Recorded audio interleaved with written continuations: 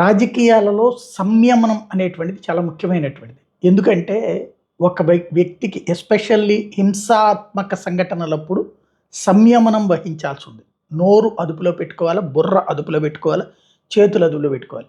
చేతులతో ఏది పడితే అది ట్వీట్ చేసేయటం, లేకపోతే నోటితో ఏది పడితే అది మాట్లాడేసేయడం, అలాగే బుర్రని ఎలా పడితే అట్లా వాడేసేయడం కాకుండా హుందాగా ఏదైనా ఇన్సిడెంట్ జరిగితే వ్యవహరించాలి. నిన్న జగన్ మీద దాడి చేసినటువంటి సందర్భంలో చాలా దుర్భాషలాడతా, అరే ఈయన డాష్ డాష్ గాడు, కోడికత్తి డ్రామాగాడు, కొబ్బరి చెప్పల డ్రామాగాడు, అసలు ఏంటో సంస్కారం ఏంటో అర్థం కావట్లేదు. మరి ఏందో వాళ్ళకి వాళ్ళ దగ్గర పూచిక పుల్ల స్థాయి కాదు మనం. ఎందుకంటే ఆ స్థాయిలోకి మనం వెళ్ళగలుగుతామా? కనీసం అందులో 10వ వంతుకి వెళ్ళగలుగుతామా? మన బతుకు మనం బతుకుతున్నాం, నో డౌట్. కానీ అవతల వ్యక్తి పట్ల అంత దుర్భాషలు, అంత ఇది, అది నాటకం. ఇప్పుడు పవన్ కళ్యాణ్ మీద దాడి, రాయి దాడి, మరి దీన్ని ఏమనాలా?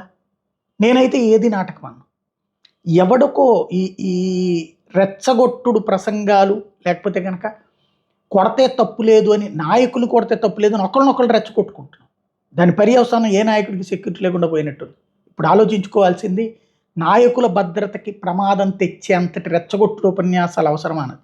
అంతే తప్పించి ముందు అసలు వాడెవడు, ఎందుకు చేశాడు అన్నటువంటిది తేల్చాలి.